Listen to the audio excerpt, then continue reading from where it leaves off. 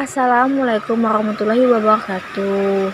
Kamu mungkin pernah mengalami lupa jumlah rakaat sholat yang telah dilakukan, entah itu kekurangan atau kelebihan rakaat.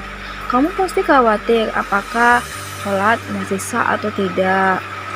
Solusi dari kesalahan sholat ini adalah dengan melakukan tata cara sujud sahwi. Sujud sahwi merupakan gerakan dua sujud untuk menggantikan kesalahan yang terjadi saat sholat.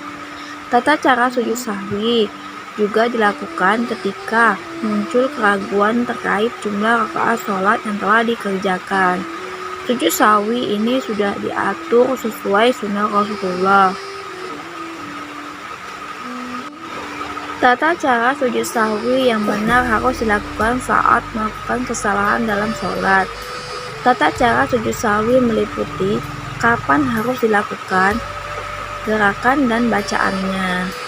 Sahwi artinya lupa. Disebut sujud sahwi karena sujud ini dilakukan ketika lupa dalam sholat.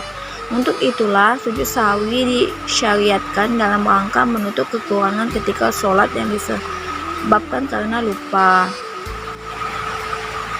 Suatu ketika Nabi SAW lupa jumlah rakaat ketika sholat Isya. Seusai sholat, beliau ditanya para nabi, apakah ada perubahan jumlah rakaat sholat?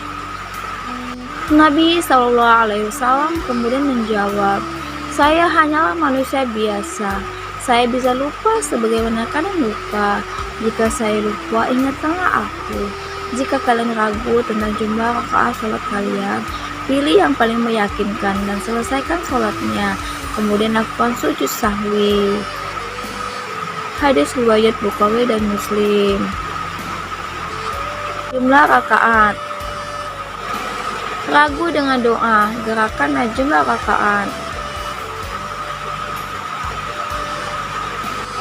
Ada dua keadaan ragu mengenai jumlah rakaat ketika sholat. Di antaranya adalah 1. Ragu jumlah rakaat dan masih bisa menentukan mana yang lebih meyakinkan dalam keadaan ini.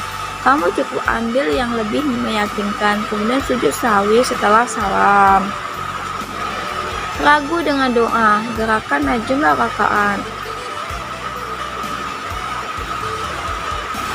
2. Ragu jumlah rakaat dan sama sekali tidak bisa menentukan mana yang lebih meyakinkan. Dalam keadaan ini, kamu cukup memilih yang lebih sedikit rakaatnya dan sujud sahwi sebelum salam.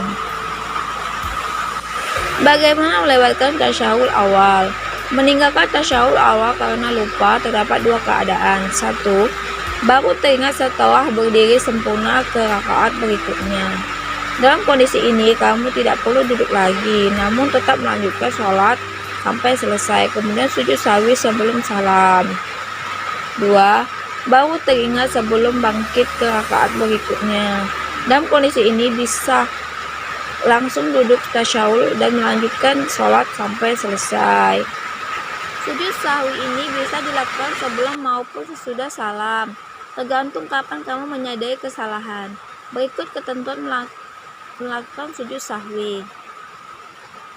Para ulama pun sepakat untuk melakukan sujud sahwi di posisi yang benar di antara sebelum dan sesudah salam. Sifatnya anjuran.